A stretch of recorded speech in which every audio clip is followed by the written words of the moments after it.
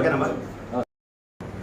ఈరోజు ఉదయం గంజాయి మీద స్పెషల్ డ్రైవ్లో భాగంగా Palamaner urban CI, Gangavaram CI వీళ్ళ ఆధ్వర్యంలో ఎస్ఐస్ స్టాఫ్ కొంతమంది పాత నేరస్తుల మీద నిఘా పెట్టడం జరిగింది. దీంట్లో కొంత పలమనేరు టౌన్లో కొత్తపేటలో ఒక వ్యక్తి గంజాయి అమ్ముతున్నట్టుగా సమాచారం రావడం జరిగింది. దీనికి సంబంధించి వెంకటేష్ అనే వ్యక్తిని ఈరోజు మార్నింగ్ పట్టుకోవడం జరిగింది. ఈ వెంకటేష్ అనే వ్యక్తిని వచ్చేసి ఈరోజు కొత్తపేట కాకతోపు కిష్టన్న పెంకుల మిషన్ దగ్గర పట్టుకోవడం జరిగింది. ఇతన్ని పట్టుకొని విచారిస్తే ఇతని దగ్గర ఒక 2 కేజీలు గంజాయి దొరకడం జరిగింది. ఇతన్ని తర్వాత ఇంట్రాగేట్ చేస్తే ఇతను ఒక సలీం అనే వ్యక్తి దగ్గర తీసుకొని వచ్చినట్టుగా ఇతను చెప్పడం జరిగింది.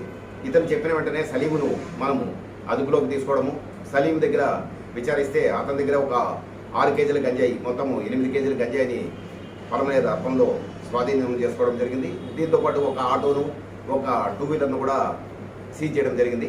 వీళ్ళు ఇచ్చిన సలీం ఇచ్చిన ఇన్ఫర్మేషన్ ప్రకారము ఇంకొక వ్యక్తి గంగవరం మండలంలో 2 కేజీల గంజాయి ఇచ్చినట్టుగా ఇతను చెప్పడం జరిగింది.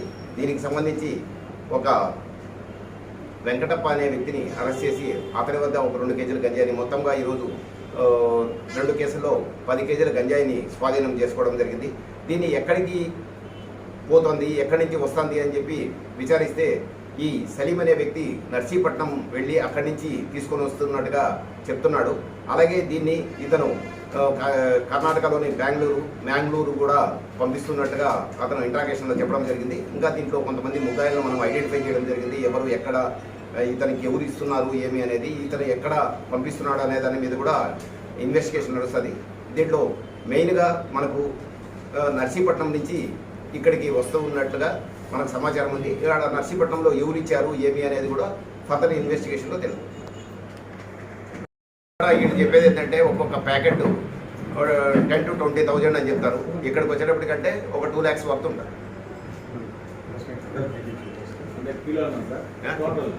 మొత్తం కిలో 20,000 ఉంటుంది. 10 కిలోలు 2 lakhs.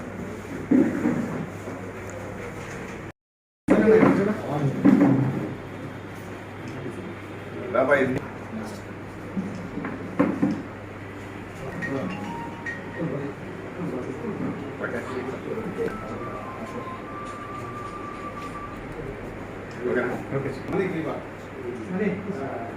Okay, thank you.